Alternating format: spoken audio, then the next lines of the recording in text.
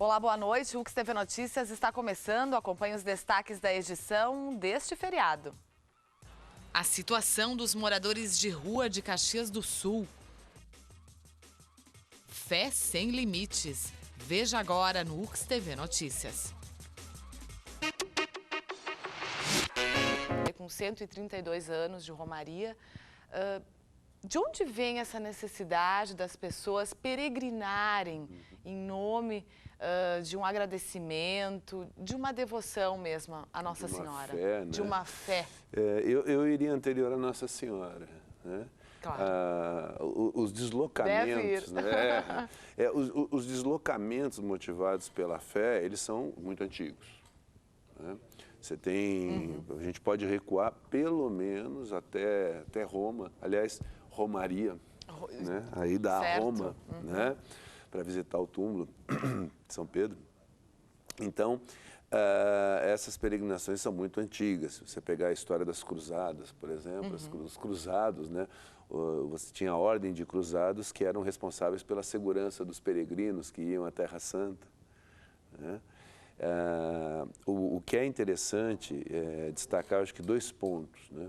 Um ponto é a questão de juntar, né? Deslocamento e sacrifício, né? Não é um deslocamento fácil, é um deslocamento que exige sacrifício, às vezes até, enfim, é cansativo, né? Que está intimamente relacionado com essa tradição hebraico-cristã, né? Da mortificação do sofrimento como purificação. Da alma? Da alma, né? Enfim, chega-se, e não é só da tradição hebraico-cristã, você tem várias culturas, né, em que a ideia de sofrimento, autoflagelo, né, está relacionado com a ideia de purificação. Né? E no nosso caso, também é associado à ideia de agradecimento. Muito, né? muito. Mas você vê que eu posso agradecer de várias formas, eu posso levar flores, eu posso fazer uma série de coisas, mas, no entanto, eu ofereço a minha dor. Né? Eu acho que esse é um aspecto interessante. Um outro aspecto bastante interessante diz respeito a uma questão que tem menos a ver com a religiosidade em si, mas com a identidade cultural da região.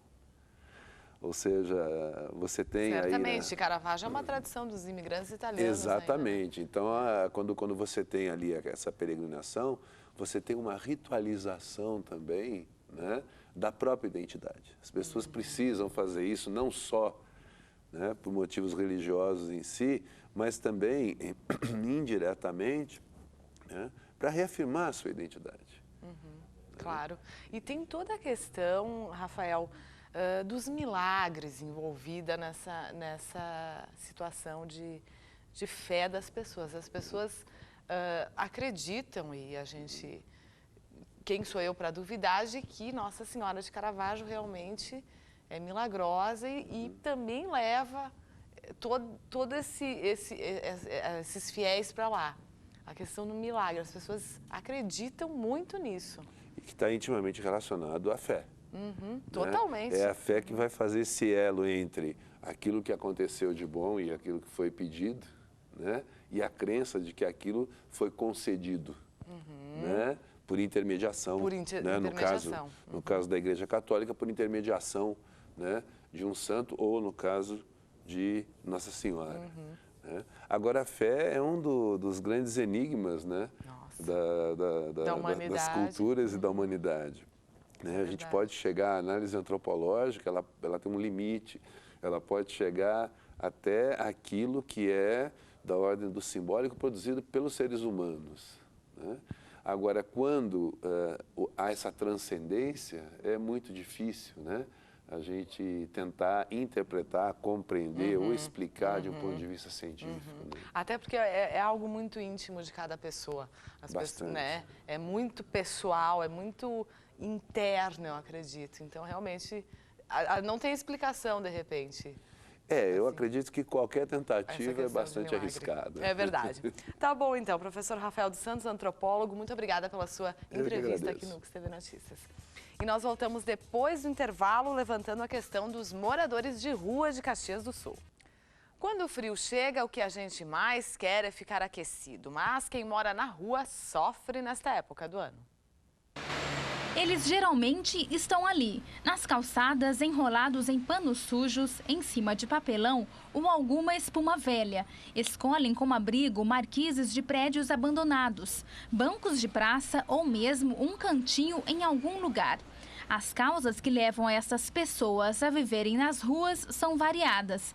Pode ser abandono familiar, desemprego ou até mesmo por alguma dependência química. Nós temos um serviço de abordagem de rua, que é composto por 4 educadores e uma referência que é uma assistente social, que constantemente conversam, ofertam os serviços que nós temos, porque nós temos a Casa São Francisco também, que a pessoa pode entrar em qualquer momento, em qualquer tempo, que aí é um trabalho de conscientização da necessidade de tratamento e encaminhamentos para os programas. Uma pesquisa divulgada pelo IBGE em 2010 mostra que, apesar de todos os municípios do país possuírem programas assistenciais, a oferta de serviços de acolhimento é baixa.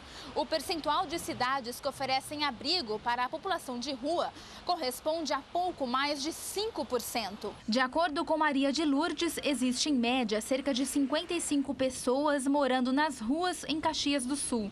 Ela lembra que, apesar de haver políticas públicas voltadas ao auxílio desses moradores, muitos deles não conseguem se livrar do vício e encontram nas ruas a única opção para consumir livremente álcool e drogas, já que no albergue municipal não é permitido abrigar pessoas dependentes de álcool ou drogas. Nós sabemos que são dependentes crônicos já de muitos anos, que já entraram e saíram de desintoxicações em clínicas. Muitos deles, inclusive, já foram atendidos em comunidades terapêuticas, né? E eles já perderam a vinculação com as famílias em função da dependência, então é um trabalho mais difícil e que a gente só pode realmente ajudá-los se eles quiserem. O albergue municipal tem capacidade para 44 pessoas, entre homens e mulheres. E cada um deles chega aqui com muita esperança de mudar de vida. Rodrigo veio de Bagé e vai ficar no albergue até conseguir um emprego. Quero trabalhar e viver por aqui mesmo, que lá na minha cidade, Bagé, não tem muito serviço, né? É só um frigorífico, todo mundo de Bagé também estão vindo para cá para o Caxias, tem uns que já estão empregados, trabalhando, tem casa já própria deles mesmo. E eu quero ver se consigo também, que nem eles.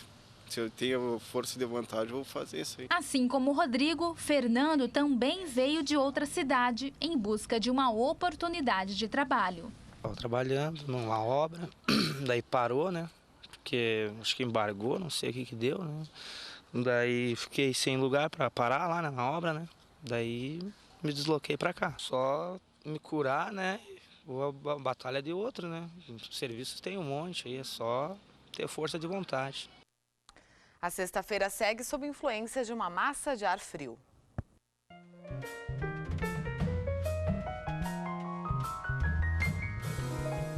Sexta-feira chegando e sexta-feira de sol. A massa de ar frio que está estacionada em todo o Rio Grande do Sul vai permitir com que a gente tenha mais um dia de tempo aberto. Mas as temperaturas também continuam mais baixas. A mínima ao amanhecer em Caxias do Sul deve ser de 6 graus e a máxima em Porto Alegre deve chegar aos 19. Em seguida, você vai ver o sucesso que uma iguaria típica da nossa região faz na festa de Santo Antônio de Bento Gonçalves. Ele é uma iguaria típica da colonização italiana e tem como base a pele suína. Muito apreciado na região, o codeguinho é uma das atrações da festa de Santo Antônio em Bento Gonçalves. É da linha de produção desse frigorífico que sai o prato principal, que será servido sexta-feira no último evento social que antecede o dia festivo de Santo Antônio. O jantar do codeguinho, como é chamado, já acontece há mais de 40 anos e os ingressos já estão todos vendidos. Conforme os organizadores, a aceitação é tanta que já se cogita a possibilidade de mais uma edição durante os festejos. A gente está sugerindo no próximo ano, justamente pela procura que está tendo, a gente está sugerindo que seja feito 2 eventos dos codeguinhos, pela procura da sociedade. A gente está tendo assim uma boa expectativa para ter a casa cheia também nesse evento, porque todos os eventos que teve até agora felizmente nós tivemos a casa sempre cheia. Tendo a pele suína como base, o codeguim leva em sua composição outras partes da carne suína, um pouco de gordura e diferentes temperos e especiarias. Para o evento de Santo Antônio, o fornecedor não mudou o tradicional sabor do alimento, que já é reconhecido em toda a região. No entanto, não revela a receita original, que já existe há quase 90 anos e foi herdada do avô. Sempre se fez o codeguim, desde o tempo do meu avô, meu pai. Eu sou a terceira geração, já está na quarta geração e a fórmula continua a mesma. Boas matérias-primas, boas especiarias, bons condimentos, é o que fazem a diferença. Não tem muito segredo e tem segredo, porque cada um tem a sua forma de fazer. Eu acho que a nossa forma se identifica bastante com o nosso tipo de colonização, com o nosso gosto popular. Chamado originalmente de cotequino, é comum na região ouvir as pessoas pronunciando escodeguim. O certo é que, de uma forma ou de outra, todos querem saborear. Mas antes de chegar à mesa, as matérias-primas são trituradas, passam em uma misturadora para aromatização com sal e especiarias, são moídas no mesmo instante e embutidas em tripa natural. O próximo passo é levar a uma estufa para defumação e secagem. Quem já participa do jantar há muitos anos, além de devoto do santo padroeiro de Bento Gonçalves, já garantiu ingresso para esta edição. Como o codeguim é um prato colonial italiano, nos leva todos os anos a ir até esse jantar e também rever amigos. Um dos motivos principais da festa e do jantar do escodeguim é de se tratar de um prato diferente, onde que ele não é servido em restaurantes, ou a não ser quando são feitas encomendas especiais. E para quem nunca provou o codeguim, seu Mauro dá a dica sobre a melhor forma de saboreá-lo. Ele garante que dessa forma não há quem não goste da iguaria. Codeguim, uma boa polenta mole, um radite com bacon, um queijinho forte e um bom vinho tinto. Na hora de cozinhar o codeguim, botar um cálicezinho de vinho branco na água, que para dar um toque especial no sabor. Para quem gosta, deve ter ficado com água na boca. O Que Você Vê Notícias de hoje fica por aqui. Uma boa noite para você e até amanhã.